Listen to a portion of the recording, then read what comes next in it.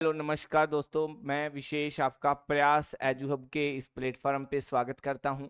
पटवार test series के paper second major paper के इस सॉल्यूशन में हम रीजनिंग के सॉल्यूशन के बारे में चर्चा करने वाले हैं। तो आइए चर्चा करते हैं। पहला प्रश्न हमें जो यहाँ पर दिखाई दे रहा है वो है कि ओडोमीटर का संबंध अगर गति से है तो ओडोमीटर से जो मापा जाता है वो गति मापी जाती है, तो एमीटर से क्या मापा जाता है? विद्युत धारा मापी जाती है। इस चीज का ध्यान रखेंगे आप, ठीक है। तो ओडोमीटर यूज आता है गति के लिए, तो एमीटर काम आता है विद्युत धारा के लिए। यदि ए को 1 लिखा जाए, बी को 2, इसी तरह जेड तक अक्षरों को लिखा जाए, तो वो कह रहा है कि प्रॉब्लम अक्षरों के का योग क्या होगा। तो अगर ए को 1 लिखोगे तो पी को 16, आर को 18, ओ को 15, बी को 2, एल को 12, ई को 5 और एम को 13। इन सभी का हमें क्या करना है? योग करना है। तो अगर हम योग करते हैं इसके अंदर तो ये क्या बनेगा, आप देखिए। 13 और 12 25 और 5 30 और ये 45। 45 और 20 कितना हो जाएगा? 65। और ये बनेगा आपका 81 आंसर हो जाएगा। ACEGIK है। देखो ए का कोड वाई बना, कैसे बना? ए का जो अपोजिट लेटर होता है वो जेड होता है। जेड में से अगर मैं -1 कर दूं तो वाई हो जाता है। इसका मतलब सभी लेटर के अपोजिट में से क्या किया गया है? -1। सी का अपोजिट एक्स -1, ई का अपोजिट वी -1, जी का टी -1, आई का आर -1, के का पी -1। तो बी का अपोजिट होता है हमारे पास में अगर देखा जाए तो y, लेकिन y का -1 होता है x, e का v होता है तो u, l का o होता है तो n, l का o होगा तो n। आंसर क्या बनेगा? x u n n हमारा क्या हो जाएगा? आंसर हो जाएगा। असंगत चुनिए। शतरंज, फुटबॉल, बेसबॉल, वॉलीबॉल ये सभी इंडोर गेम है, ये आउटडोर गेम है। या इन सभी में बॉल का यूज होता है लेकिन शतरंज में बॉल का यूज नहीं होता है। तो आंसर जो होगा वो यहाँ पे क्या होगा? शतरंज होगा। गलत संख्या की पहचान करें। 1 का क्यूब, 2 का, 3 का, 5 का, लेकिन यहां पर ये 7 का क्यूब नहीं है। हालांकि यहां पर अभाज्य संख्याएं चलनी चाहिए थी कि 2, 3, 5, 7, 11। तो यहां अभाज्य संख्या में 1 नहीं आता है, इस चीज का ध्यान रखना। तो यहाँ पे वैसे 7 का क्यूब करते तो 343 होता, इसलिए यहाँ 342 क्या है? संख्या गलत है। अगला अक्षर ज्ञात करिए। हमारे पास एक सीरीज है AWEU IS एंड MQ। तो पहले लेटर्स को देखूं तो 1, 5, 9, 13, मतलब इन सभी में कितना प्लस हो रहा है? 4। तो 13 और 4 कितने हो जाएंगे? 17। 17 का मतलब हमें यहां पर क्या मिलेगा? Q। अगर मैं इसको देखूं तो यहां पर U है और यहां पे क्या है? W। मतलब 21, 19, 17। यहां पर -2 होते जा रहे हैं तो 15 आएगा, मतलब यहां पे आंसर क्या बनेगा हमारा? QO हमारा क्या है? आंसर होगा। ठीक है, चलिए नेक्स्ट पे चलते हैं। मिसिंग नंबर का क्वेश्चन है। 15 का 6 गुना, 18 का 6 गुना, 15 का 5 गुना, 18 का 5 गुना, 21 का 5 गुना, तो 21 का 6 गुना कर देते हैं। तो 21 गुना में 6 क्या हो जाएगा? आंसर हमारा 126 हो जाएगा। राज और रोए बिंदु बी पर खड़े हैं। अगर ये बिंदु बी है, यहाँ पे राज भी खड़ा है और रोए भी, और ये दोनों विपरीत दिशाओं में चलना शुरू करते हैं। तो मान लो कोई भी दिशा की, अगर मान लो राज तो चला है पूर्व दिशा में और रोए चला है ये पश्चिम दिशा में, ठीक है। अब राज 3 किलोमीटर चलेगा और रोए कितना चलेगा? 4। राज दाएं मुड़ता है, 4 किलोमीटर चलता है, ये 4 किलोमीटर दाएं मुड़ा। ये बाएं मुड़ता है, 3 किलोमीटर चला। तो अब वो दोनों प्रारंभिक बिंदु से कितनी दूर है? अगर ये वाली दूरी पूछी है तो ये दूरी होगी √3 का स्केयर प्लस 4 का स्केयर, √9 + 16 √25, मतलब कितने किलोमीटर है इसकी दूरी? ये प्रारंभिक बिंदु से 5। तो अगर ये 4 है, ये 3 है, तो ये भी 5 होगी। तो दोनों 5 किलोमीटर ही मिलेंगे आपको। तो दोनों का 5 किलोमीटर की वैल्यू है, तो आंसर क्या होगा? हमारा डी ऑप्शन हमारा आंसर होगा। क्या कहता है? परांदा शहर ग्रीन लेक पे स्थित है और अक्रम शहर परांदा के पश्चिम में। अगर ये शहर कौन सा है? परांदा है, ठीक है। और परांदा के पश्चिम में कौन सा शहर है? अक्रम है, ठीक है। चलिए आगे चलते हैं, क्या कहता है। तोखड़ा शहर अक्रम के पूरब में, अक्रम के पूरब में तो इधर आएगा, लेकिन परांदा के पश्चिम में, तो तोखड़ा जो आएगा वो हमारे लिए यहाँ पर, तो वो आंसर जो हो सकता है वो इसके लिए आ सकता है यहाँ पे। तो उसमें हम अगर देखें तो हमें यहाँ पर क्या करना चाहिए उसके बारे में समझना पड़ेगा। तो इसके लिए मतलब हमें बीच में फिक्स करना पड़ेगा उसको। अब बीच में अगर मैं फिक्स करता हूं तो यहाँ पे अगर ये परांदा है तो ये क्या आ जाएगा, तोखड़ा, और ये क्या हो जाएगा यहाँ पे, अक्रम। तो तोखड़ा अक्रम के तो पूरब में, लेकिन परांदा के क्या है, पश्चिम में है। ठीक है, कोकरन शहर बोपड़ी के पूरब में है, लेकिन तोखड़ा और अक्रम के पश्चिम में है।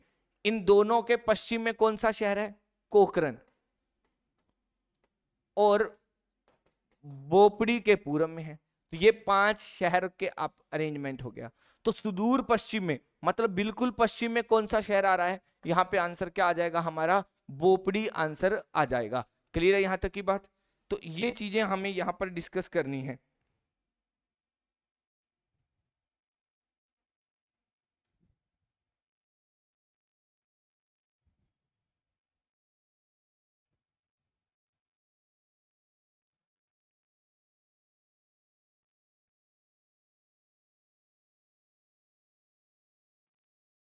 ठीक है, चलिए आगे बढ़ते हैं। अगला क्वेश्चन क्या कहता है हमें, देखो 8% का अर्थ क्या है, या एक गुना, 8 इंटू 2, एंड का मीन है प्लस, डॉलर का है -24, एंड का है फिर +24, और हैश का है भाग 6। तो पहले भाग करेंगे तो यहाँ तो आएगा 4, यहाँ पे करेंगे तो 16, तो 16 + 11 -24 + 4, ये कितना हो जाएगा 27 -24 + 4, तो 3 + 4 कितना बनेगा, यहाँ पे आंसर हमारा 7 हमारा आंसर बन जाएगा। क्लियर है यहाँ तक की बात, हो जाएगा। चलिए अगले प्रश्न की ओर बढ़ते हैं। अगला प्रश्न हमें क्या कहता है, अगर 15 और 22 से मिलाकर हमें 34 बनाना है, तो मैं 15 और 22 का योग करूं तो ये बनेगा 37, 37 में 3 माइनस कर दूं तो कितना हो जाएगा, 34 हो जाएगा। और अगर मैं 29 और 62 का योग करूं तो 91 - 3 कर दूं तो 88 हो जाएगा। 53 - 3, तो इसका मतलब मुझे 37 और 91 का योग करना पड़ेगा। तो ये बना 128, -3 करूंगा, आंसर कितना आ जाएगा, 125 आ जाता है आंसर मेरा। ठीक है, चलिए नेक्स्ट पे चलते हैं। एक परिवार में 6 सदस्य हैं। परिवार में एक दंपति के माता पिता हैं। अर्जुन राजू का पुत्र है। अगर ये राजू है तो अर्जुन जो है राजू का क्या है, पुत्र है। ठीक है, इलामती अर्जुन की पुत्री है। इलामती किसकी पुत्री है, अर्जुन की पुत्री है। दिव्या रानी की पुत्री है जो इलामती की मां है, मतलब रानी इलामती की मां है, तो अर्जुन की क्या हो गई, पत्नी हो गई ये रानी। और दिव्या रानी की पुत्री है, तो ये दिव्या हो गई रानी की पुत्री। ठीक है, और बानू अर्जुन की मां है। अर्जुन की मां है तो ये आपके पास में बानू यहां पर अर्जुन की मां बनी, तो ये राजू की क्या हो गई, पत्नी। उसने क्या बोला, एक दंपति के माता पिता हैं। ये दंपति है, इस दंपति के ये तो क्या है, माता पिता, और ये क्या है, बच्चे। तो उसने कहा कि बच्चों के माता पिता कौन है, तो बच्चों के माता पिता तो अर्जुन और रानी होंगे या नहीं होंगे। ठीक है, दंपति के माता पिता पूछता तो राजू और बानू होते। इस चीज का ध्यान रखेंगे आप। देखिए आगे क्या कहता है, एक सर्कल का क्वेश्चन है। 6 लोग हैं इसमें। अब इसमें से क्या है कि इन तीनों का फेस तो है केंद्र की ओर, लेकिन इन तीनों में से 2 का केंद्र की ओर मुख नहीं है, मतलब 2 का बाहर है। तो ए बी सी में कौन से 2 का बाहर है, हमें ये कंफर्म नहीं है अभी तक। तो इसके बारे में हम चर्चा करें, लेकिन हम जो क्वेश्चन की स्टार्टिंग करेंगे ऐसी लाइन से करेंगे जिसमें वी यू टी आ जाए, क्योंकि इनके तो फेस अंदर ही रहेंगे या नहीं रहेंगे। तो हम अगर देखें तो हमें ये लाइन मिल रही है कि बी टी के बाएं तीसरा है। अगर ये टी है तो बाएं तीसरा कौन हो जाएगा, बी हो जाएगा। और सी टी के दाएं दूसरा है तो यहां पे कौन आ जाएगा, सी आ जाएगा।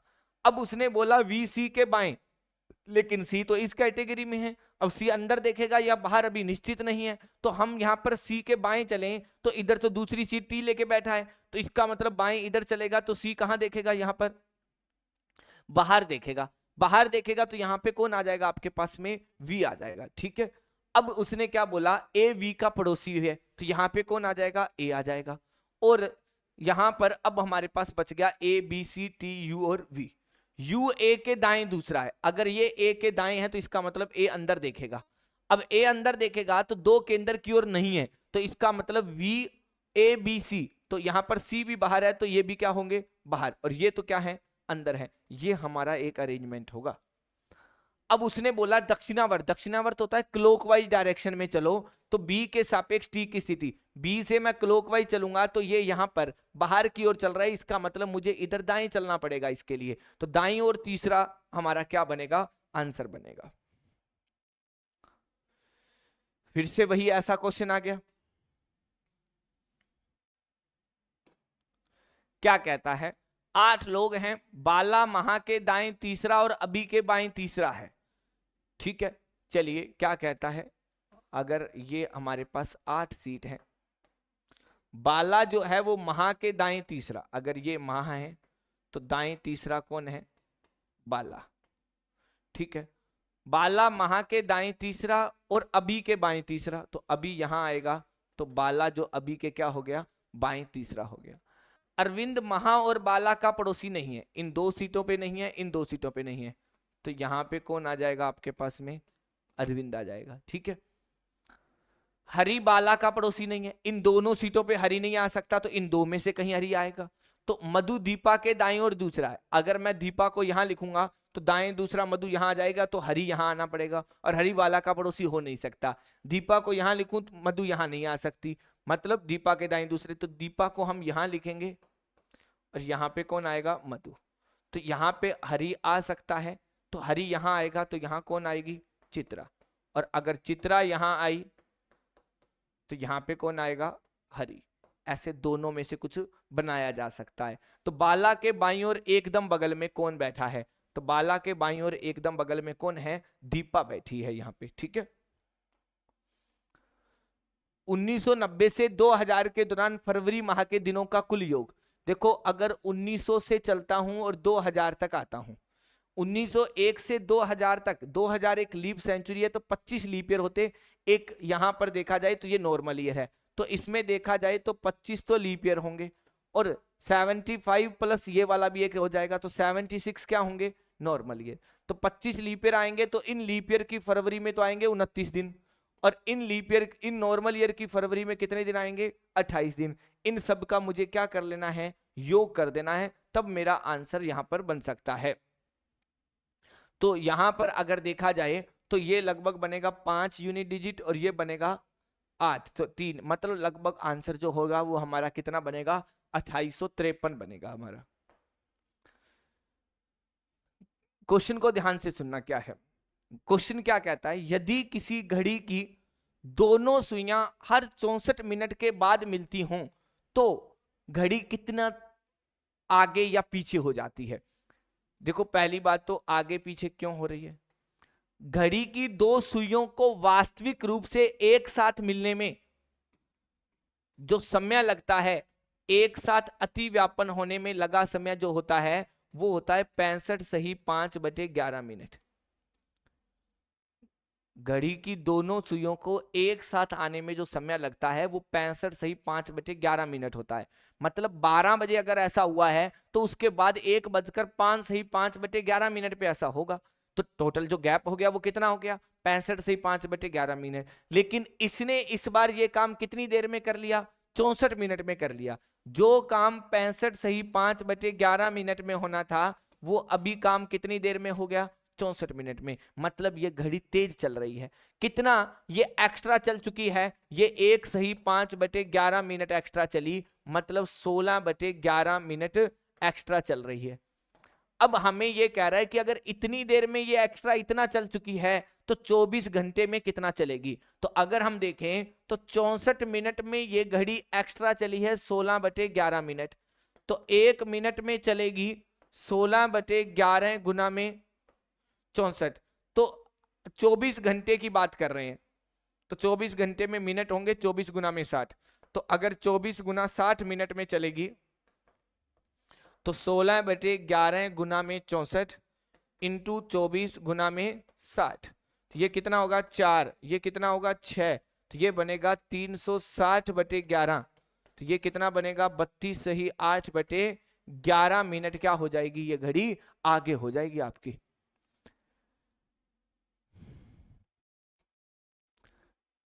कितने चक्कर लगाएगी, 1 मिनट में सेकंड की सुई 1 चक्कर लगाती है, तो हम यहां से टोटल मिनट देखेंगे तो 7:30 से 12:30 तक 4.5 घंटे हो जाते हैं, 4 घंटे और 30 मिनट हो जाते हैं। तो अगर देखा जाए तो 240 और 30 270 मिनट हो गए, तो अगर 1 मिनट में 1 चक्कर है तो 270 मिनट में भी चक्कर कितने लगेंगे, 270 ही लगेंगे। ठीक है, आगे चलते हैं।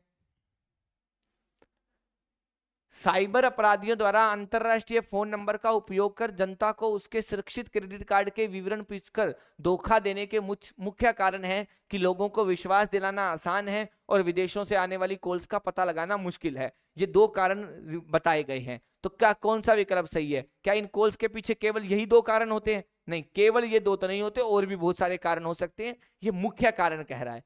क्या लोगों को विदेशी कॉल्स पर भरोसा हो जाता है? हो जाता है, बट यहां पर विश्वास दिलाया जा रहा है, लेकिन विदेशों से आने वाली कॉल्स का पता लगाना मुश्किल है। भरोसा है या नहीं अभी क्लियर नहीं है।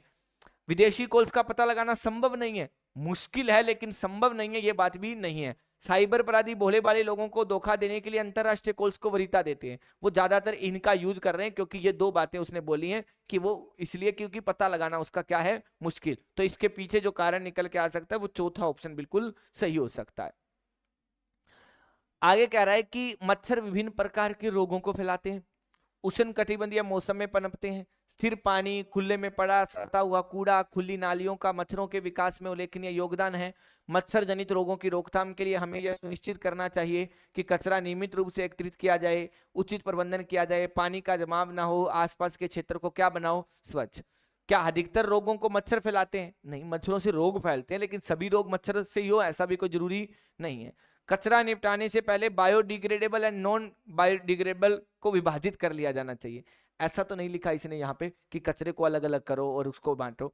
जल निकासी की हालत बहुत खराब है, नहीं, जल रुका हुआ है लेकिन खराब है ये भी नहीं कह सकते। स्थिर पानी मच्छरों के लिए एक प्रजनन भूमि है। स्थिर पानी, खुले में पड़ा और सड़ता हुआ कूड़ा, खुली नालियों का मच्छरों के विकास में क्या होता है, उल्लेखनीय योगदान। इसका मतलब खुली नालियां, स्थिर पानी मच्छरों के लिए प्रजनन भूमि होती हैं, तो इसलिए यहां पे भी निष्कर्ष जो निकलेगा वो चौथा ऑप्शन बिल्कुल सही होगा। मुद्रास्फीति को इस तरह से परिभाषित किया गया है कि ज्यादा मुद्रा में कम सामग्री मिलना, इससे कीमतें बढ़ती हैं। क्या कि पैसा ज्यादा हो और सामग्री कम मिल रही है, इसका मतलब वो कीमतें क्या हो रही हैं, बढ़ रही हैं आपके पास में। ठीक है, अब उसने क्या बोला यहां पे कि इससे कीमतें बढ़ती हैं और मुद्रा की खरीद शक्ति कम हो जाती है, परचेजिंग पावर कम हो रही। अगर पहले 100 रुपए में 1 किलो कुछ सामान आ रहा था, अब वो सामान जो है वो 100 रुपए में आधा किलो ही रह गया, तो कहीं ना कहीं उसकी परचेजिंग पावर क्या हो गई, कम हो गई। ज्यादा मुद्रा में कम सामग्री मिल रही है तो उसकी परचेजिंग पावर कम हो गई, और हर इसलिए किसी को समान स्तर के उपयोग के लिए ज्यादा मुद्रा खर्च करने पर बाध्य होना पड़ता है। मतलब पहले 1 किलो 100 रुपए का आ रहा था, अब 1 किलो 200 रुपए का हो गया, तो इसका मतलब मुद्रास्फीति को परिभाषित किया है कि इससे महंगाई बढ़ रही है, परचेजिंग पावर कम हो रही है। तो क्या ज्यादा उपभोग के कारण कीमतें बढ़ती हैं? नहीं, ज्यादा उपभोग के कारण कीमतें नहीं है, अगर वहां पे डिमांड कम है और उपभोग ज्यादा है तब कीमतें बढ़ सकती हैं। ठीक है, मीन बन रहा कम है और ज्यादा लोग चाह रहे हैं। ठीक है, कीमतों में वृद्धि आपूर्ति और मांग से संबंधित है। सामग्री की ज्यादा आपूर्ति होने व कम मांग होने के कारण कीमतें बढ़ती हैं। ज्यादा आपूर्ति और कम मांग से नहीं बढ़ती, कम आपूर्ति और ज्यादा मांग के कारण क्या बढ़ती हैं, कीमतें बढ़ती हैं। ज्यादा मुद्रा में कम सामग्री मिलना, इससे क्या होती है, कीमतें बढ़ती हैं। तो यहां पे आंसर जो बनेगा वो डी ऑप्शन हमारा सही होगा। इससे हमें एक मीनिंगफुल वर्ड बनाना है, तो ये बन रहा है फॉर्म, ये बनेगा लैंड, इससे बनेगा क्लैप, और इससे बनेगा प्लांट। अब जो शब्द अलग है, देखो फार्म, लैंड और प्लांट एक ही वर्ड है, मीन यहाँ पे जब मीन एग्रीकल्चर से संबंधित बात हो रही है, लेकिन क्लैप एक क्या है, अलग वर्ड है, इसलिए आंसर जो होगा वो सी ऑप्शन हमारा आंसर होगा।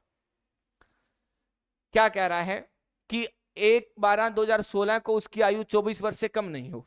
देखते हैं निधि का जन्म कब हुआ है, 5 मार्च 1986 को, 5 मार्च 1986 को, ठीक है, और 1/12/2016 को 24 वर्ष से कम नहीं होनी चाहिए। तो अब अगर आप देखेंगे तो यहां पर 1986 है, तो ये तो एज 24 वर्ष से कम ही है, यहां पर सॉरी 14 16 24 वर्ष से कम नहीं है, ज्यादा है, 30 साल की एज है, मतलब पहली शर्त क्या है, पूरी है। 55% अंकों के साथ स्नातकोत्तर होनी चाहिए, स्नातकोत्तर में उसके कितने हैं, 85% है, बिल्कुल ये शर्त भी क्या है, सही है। 60% अंकों के साथ लिखित परीक्षा उत्तीर्ण हो और 55% अंक है, और वो पिछले 1 साल से कार्यरत भी है, लिखित परीक्षा भी उत्तीर्ण है और कम से कम 6 माह का कार्य अनुभव भी है, इसका मतलब उसका अभ्यर्थी का क्या होगा, सिलेक्शन हो जाएगा। इस चीज का ध्यान रखेंगे, यहां पर सभी शर्तें पूरी हो रही हैं, इसलिए यहां पे जो आंसर है वो आपका क्या बनेगा, यहां पर ए ऑप्शन हो जाएगा। ठीक है, चलिए आगे चलते हैं। क्या कहता है, हमारे पास ये चीजें हैं 3, इनमें से बताना है कि जो तीनों शर्तें पूरी करेगा। जैसे भौतिक शास्त्र में 85% होने चाहिए, इसके कितने हैं, 90, ये शर्त पूरी हो रही है।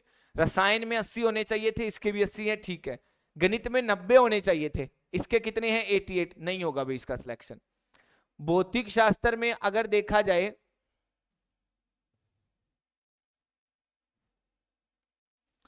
भौतिक शास्त्र में 89%, कितने होने चाहिए थे, 85, सही है। गणित में 91, अंग्रेजी में 70 थे, 80 हैं, रसायन में 82 हैं, बिल्कुल है, और वह एक नर्तक है। क्रीड़ा या वाद्य यंत्रों में होना चाहिए, खेल में हो या कोई वायलिन वगैरह कुछ बजाता हो तो नहीं होगा इसका। रसायन में 78, नहीं 80 चाहिए, नहीं हो पाएगा। एस ने फिजिक्स में 90, बिल्कुल ठीक है। रसायन में 81, बिल्कुल ठीक है। मैथ में 95, बिल्कुल ठीक है। अंग्रेजी में 81, बिल्कुल ठीक है। और वो वाद्य यंत्र वायलिन बजा रहा है, इसका मतलब किसका सिलेक्शन होगा, एस का सिलेक्शन हो जाएगा भाई। 10वीं में 85%, 12वीं में 65 और वाणिज्यिक पृष्ठभूमि नहीं होनी चाहिए, मतलब कॉमर्स बैकग्राउंड नहीं होना चाहिए। 10वीं में 85 और 12वीं में 65, 10वीं में 80 हैं, नहीं, 10वीं में 90 हैं, 12वीं में 80 हैं, वाणिज्य के सभी विद्यार्थी, इसका मतलब वो कॉमर्स का तो है नहीं। 10वीं में 85 नहीं है, 10वीं में 88, 12वीं में 65 और विज्ञान है, कॉमर्स बैकग्राउंड में नहीं है, इसका मतलब यहां पर इसका आंसर सिलेक्शन हो जाएगा जिग्नेश का। 361, 49, 266, 361 स्केयर होता है 19 का, 49 होता है 7 का, तो 19 और 7 से 266 बनाना है। 225 होता है 15 का, 36 होता है 6 का, मतलब 15 गुना 6 90, 90 का दुगना 180, 19 गुना 7 133, 133 का दुगना 266, तो इसका मतलब अगर ये 17 ये 4, 17 गुना 4 68, 68 का दुगना कितना हो जाएगा, 136 हो जाएगा। नहाने का साबुन 15 से 35 के बीच हो, 90 यूनिट की बिक्री हो और एक खुशबू हो उसकी, 15 से 35 के बीच है लेकिन यूनिट 85 बिक रही है, 90 से ज्यादा होनी चाहिए थी, नहीं हो सकता।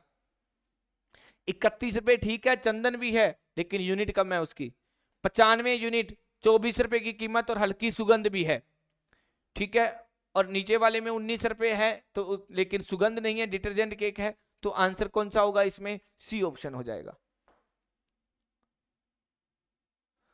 इनपुट आउटपुट का क्वेश्चन आया है आपके पास में, क्या कहता है, एक इनपुट दिया जा रहा है आपके पास में, सोचिए क्या होगा इसका लॉजिक।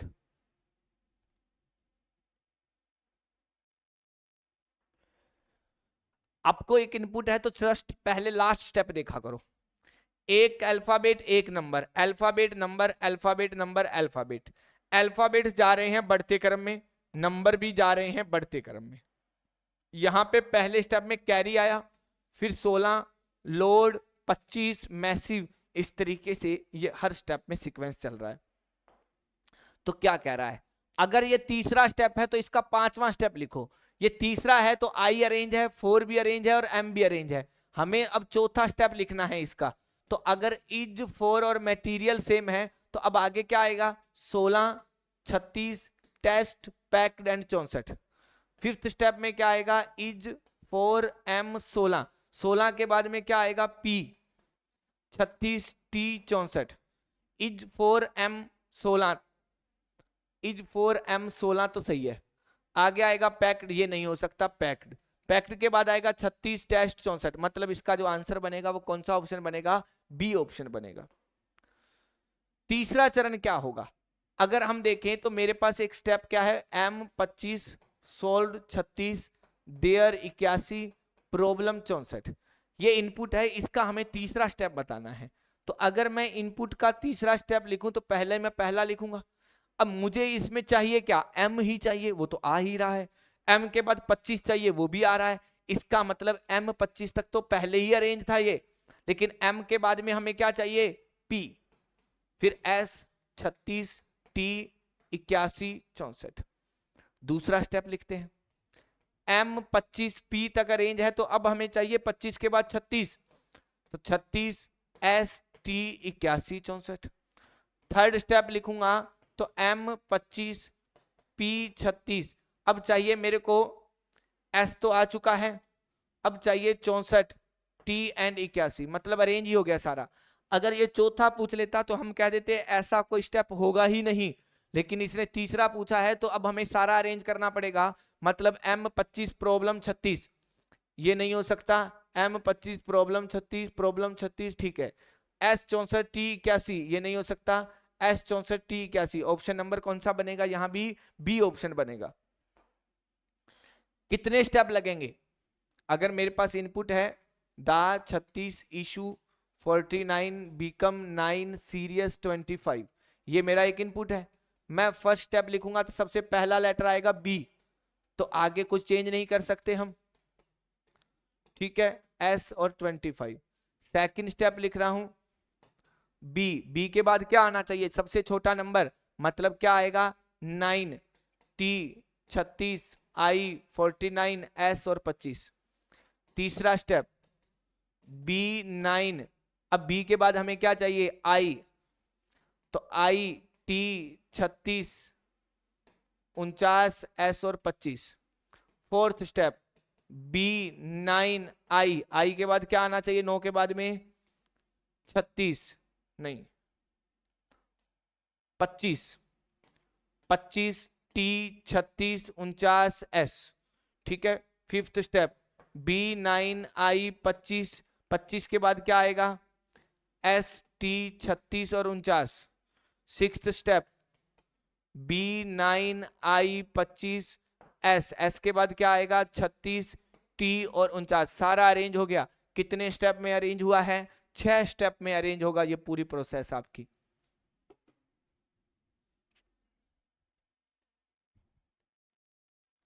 मैट्रिक्स को पूरा करना है, मेरे पास एक ये है, फिर ये है और ये कुछ ऐसे चल रहा है, तो इन दोनों में कॉमन पार्ट तो यही है, तो 4 डॉट अंदर आ गए। अब अगर ये कुछ ऐसा है और ये ऐसा, इन दोनों में कॉमन पार्ट ये है तो इसके भी 4 डॉट आ गए। तो अगर मेरे पास कुछ ऐसा चल रहा है तो ये तो इसमें भी है, तो दोनों में है तो इसमें डॉट आ जाएगा, मतलब ऑप्शन कौन सा बनेगा यहाँ पे, सेकंड ऑप्शन बी ऑप्शन बनेगा। तो ये आपका यहाँ पे अरेंज जो रैंक रीजनिंग का सॉल्यूशन था ये कंप्लीट होता है। तो उम्मीद है आपकी तैयारी बहुत अच्छी चल रही होगी। तो आइए इस सेशन को यहीं पे समाप्त करते हैं, फिर मिलेंगे अगले सेशन में। बहुत बहुत धन्यवाद आप सभी। तो बात करते हैं मैथ्स के प्रश्नों के साथ। पहला प्रश्न है, 3 आदमी अथवा 6 लड़के एक काम को 40 दिन में पूरा करते हैं। अथवा वाला केस है, तो यहाँ पर 3 आदमी बराबर 6 लड़के काम करते हैं, क्योंकि समान काम कर रहे हैं। तो पहले हम एक आदमी एक लड़के की कार्यक्षमता निकाल लेते हैं। तो 6/3, 6/3 का मतलब कितना हो गया बेटा, 2/1 ये हो गई कार्यक्षमता। तो टोटल काम कौन कर रहा है, टोटल काम करने के लिए अगर हम 3 आदमी को लगाएं तो कितने दिन में काम होगा, 40 दिन में। तो 3 गुणा 2 गुणा 40, ये टोटल काम हो गया। अब देखो करना किससे है, तो काम करना है हमें 6 आदमी और 8 लड़कों से। तो 6 आदमी और 8 लड़के मिलकर काम करेंगे। तो एक आदमी कितना काम करता है, एक आदमी 2 काम करता है, तो 6 गुणा 2, और 8 आदमी एक आदमी करता है 1, तो 6 दूनी 12 और 8 20 काम। तो यहाँ पर हम टोटल काम निकालें तो टोटल काम कैसे आएगा बेटा, तो 3 गुणा 2 गुणा 40 बटे 20, तो 20 से कट गया 40 कितनी बार, 2 बार, तो आएगा 12 दिन। तो आंसर है ऑप्शन नंबर डी, इसका सही जवाब है। अगला क्वेश्चन नंबर 115, 7 क्रमागत संख्याओं का औसत 33 है। क्रमागत संख्याएं हैं 1 2 3 4 5 6 7। क्रमागत संख्याओं में एवरेज सबसे बीच का नंबर होगा, और यहाँ पर सम विषम नहीं बोला है तो ये सबसे बीच में 33 होगा। तो अगला नंबर 34, 35 और 36 ऐसे क्रमागत है। तो पूछ रहा है सबसे बड़ी संख्या कौन सी है, सबसे बड़ी संख्या है 36, ऑप्शन नंबर डी। 116, क्रिकेट के खिलाड़ी ने 8 पारियों का औसत रन कितना है, 25 था। 9वीं पारी में 7 रन बनाए तो उसका अब रन औसत कितना हो जाएगा। अब सुनो, देखो 25 तो पहले भी था 8 पारियों में, 9वीं पारी में 7 रन बनाए। तो अब सुनो, 9वीं पारी में 70 रन बनाए, इसका मतलब 25 तो उसको बनाने ही बनाने थे, ठीक है। तो शेष कितना बचा, 70 माइनस 25, और इसको 9 लोगों में बांट दो, ठीक है। तो 45/9, चेंज कितना आएगा, 5 का। तो ये चेंज आएगा हमारा। तो नया एवरेज कितना होगा, नया औसत अगर मैं निकालूं तो 25 पहले था, 5 अब और बढ़ गया, तो 30 इसका एवरेज हो जाएगा नया वाला, ऑप्शन नंबर सी। बाकी आप डायरेक्ट भी कर सकते हैं। 8 पारियों का एवरेज 25 से 25 अट्ठे 200, और 200 में 70 जुड़ गए तो 270 हो गए, और 270 जो है वो कितनी पारियों का है, 9 पारियों का, तो 30 आ जाएगा एवरेज। y x प्लस 3 के समानुपाती है, y is proportional to x plus 3। तो कैसे समझोगे आप इसको, समझोगे y1 अपॉन y2 बराबर x1 plus 3 upon x2 plus 3, ये लिख सकते हो आप, क्योंकि इसमें दो वेरिएबल, समानुपाती का मतलब है आमने सामने वैल्यू एक साथ चलेगी। तो जो बोल रहा है y बराबर 8 है तब x बराबर 1 है, तो y1 यानी ये 8 है, तो x का मान कितना है, x का मान 1 है, तो 3 और 1 4। y2 बोल रहा है x का मान 2 है तो y का मान क्या होगा, तो y2 का मान चाहिए। जब x का मान कितना होगा, x का मान 2 होगा, तो 2 और 3 5, ठीक है। सिंप्लीफाई करो तो y2 का मान यहाँ से कितना आएगा बेटा, 10। भाई ये 4 है तो ये 8 डबल हो गया, तो 5 के लिए डबल होगा 10, ऑप्शन नंबर डी 117 में। किसी 75 लीटर मिश्रण में दूध का पानी से अनुपात 2:1 है। मिश्रण में कितना पानी और मिलाया जाए कि दूध का पानी से अनुपात अब 1:2 हो जाए। अब देखो मिल्क और वाटर का रेशियो कितना है, ऑलरेडी 2:1, नया अनुपात कितना, 1:2। अब देखो उसने क्या बोला, कितना पानी और मिलाना है। जब पानी मिलाया जाता है तो बेटा दूध समान रहता है, तो दोनों में दूध की मात्रा समान करनी है। तो यहाँ 2 है तो यहाँ कितना है, 1, तो इसको डबल कर दो, 2 और 4। तो देखो दूध 2 था, अभी भी 2 है, पर पानी पहले 1 था, कितना हो गया 4, तो बढ़ कितना गया बेटा, बढ़ गया 3।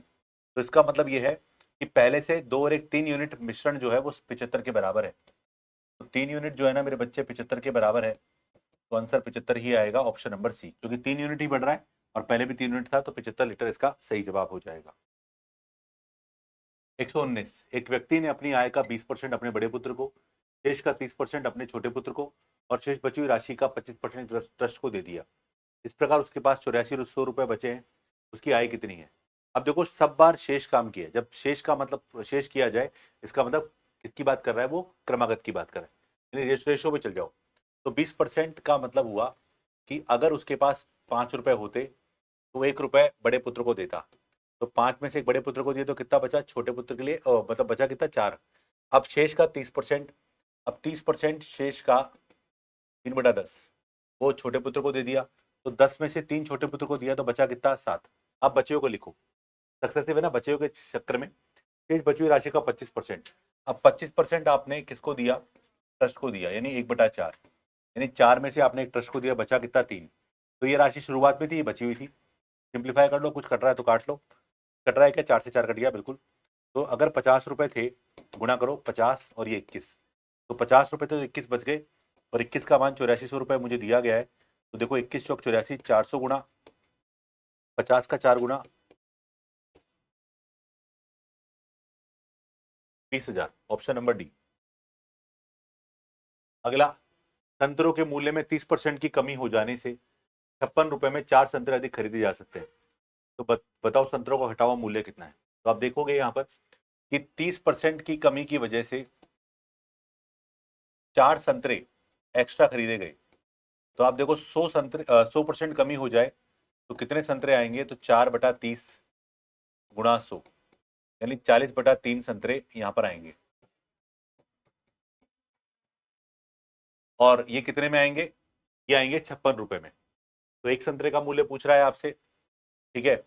तो 56 डिवाइडेड बाय 40 और 3 ऊपर, ठीक है। सिंप्लीफाई कर लो, 4 से काटा 14, 3 42, तो 4.2 रुपए आएगा। ऑप्शन नंबर सी, ठीक। एक दुकानदार 18 रुपए प्रति दर्जन की दर से पेंसिल खरीदता है और इसे 20% लाभ पर बेच देता है। प्रति पेंसिल विक्रय मूल्य क्या होगा। 18 प्रति दर्जन खरीदी, तो एक का विक्रय मूल्य एसपी पूछ रहा है। खरीदी कितनी, 18 में 12, और आपको 20% लाभ से बेचनी है तो 120। 12 से कट गया 10 बार, 1.80 रुपए। कितना है, 1.80। देखो कट गए ना 12 से 10, 10 का मतलब 180 बटा, तो यानी 1.80। किसी वस्तु के अंकित मूल्य पर 20% की छूट देने पर एक दुकानदार को 25% का लाभ होता है। वस्तु का अंकित मूल्य 250 रुपए है, तो विक्रय मूल्य क्रय मूल्य ज्ञात करो। तो हम जानते हैं कि सीपी और एमपी का रेशियो क्या होगा। सीपी और एमपी का रेशियो होगा सीपी माइनस डिस्काउंट अपॉन, मतलब 100 minus discount upon 100 plus profit, ये होता है। तो सीपी हमारे को पता नहीं है, पर एमपी पता है कितना, 250 रुपए, ठीक है। डिस्काउंट कितना है, 20%, यानी 20% 100 बता 100 में से 20 गए तो 80, और नीचे 25 है 125। तो आप देखोगे इसका डबल ये है, तो सीपी का मान क्या हो जाएगा, इसका डबल यानी 160 रुपए। कैलकुलेशन करनी है, 122 में आएगा सी, 160 रुपए, ठीक है। अब आपका एग्जाम है, तो ये जिस स्पीड से मैं कर रहा हूँ उससे भी फास्ट स्पीड से आपका खुद का होना चाहिए। 123, 400 रुपए की वार्षिक 400 रुपए की राशि 4 वर्षों में 480 रुपए हो जाती है। ये मूलधन है, मिश्रधन है 4 साल में। यदि ब्याज की दर 2% बढ़ा दी जाए, तो भैया ब्याज की दर 2% बढ़ेगी तो 2% का ब्याज बढ़ेगा। तो 400 रुपए पर 2% से 4 साल का ब्याज निकाल लो, तो कितना हो गया, 32 रुपए। तो 32 रुपए का ब्याज बढ़ जाएगा, तो 480 प्लस 32, ऑप्शन सी। 123 में क्या आया, 512। कितने समय में 800 रुपए की राशि 10% की दर से 6 माही की दर से विश्वधन इतना दे रही है। तो रेट है अपने पास 10, उसकी जगह क्या हो जाएगा 5%, ठीक है। तो रेट अगर 5% हो गया मेरे भाई, तो 5% का मतलब कितना होगा, 1/20। अब समय नहीं है अपने पास, तो जो भी समय होगा वो 2n हो जाएगा, समय ही पूछ रहा है, ठीक है। क्योंकि अर्धवार्षिक का मतलब हो गया कि साल में 2 बार ब्याज मिलने वाला है। तो मूलधन अगर 20 रुपए है, तो मिश्रधन होगा 21 रुपए। समय नहीं है तो समय मान लिया 2n, ओके। जबकि मूलधन कितना है, 800 रुपए, मिश्रधन 926.10, कौन हटाया तो 8000, ये आ गया।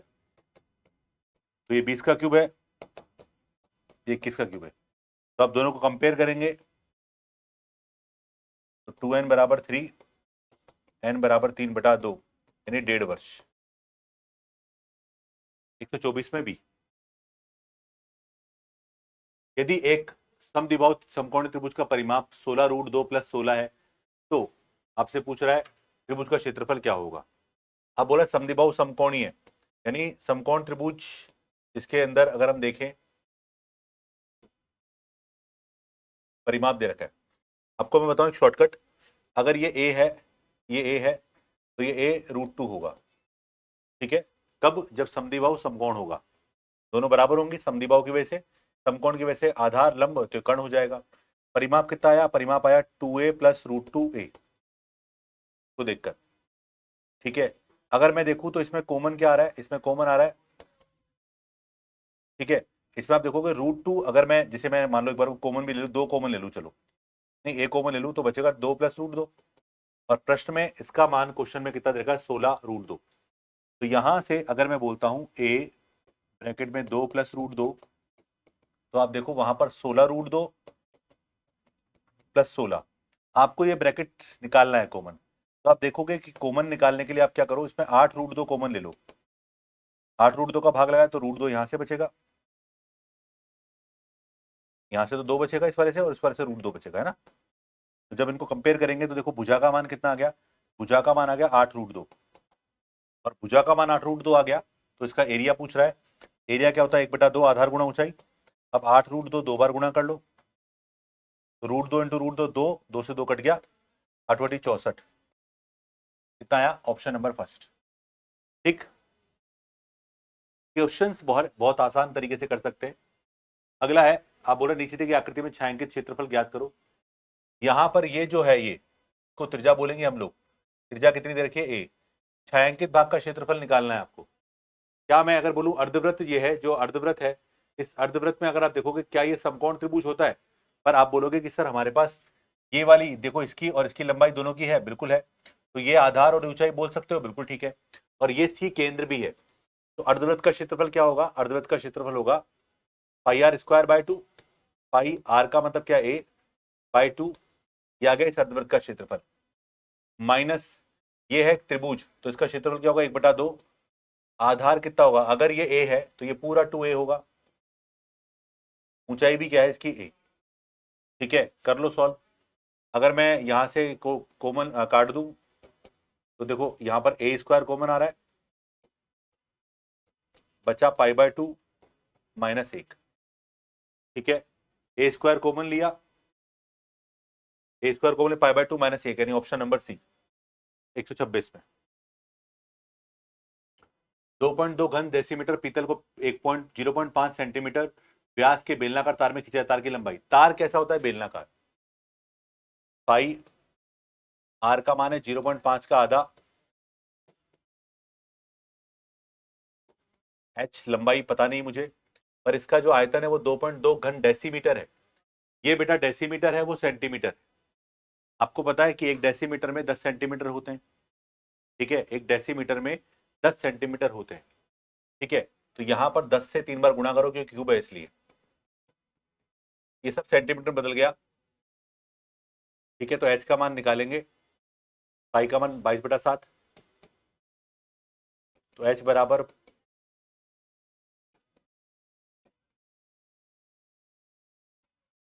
22, 7 ऊपर,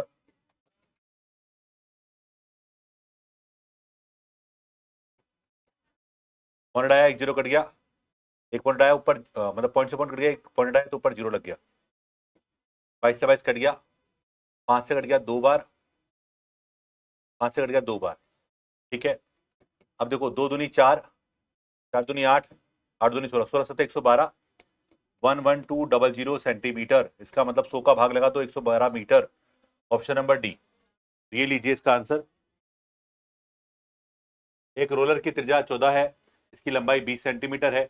एक खेल के मैदान को समतल करने के लिए इसके 235 पूर्ण चक्कर लगते हैं, तो खेल के मैदान का क्षेत्रफल ज्ञात करो। तो रोलर का कर्व सरफेस एरिया निकालेंगे हम लोग और उसको 235 से गुणा कर देंगे। तो कर्व सरफेस एरिया क्या होता है, रोलर का 2πr/h, क्योंकि बेलन है।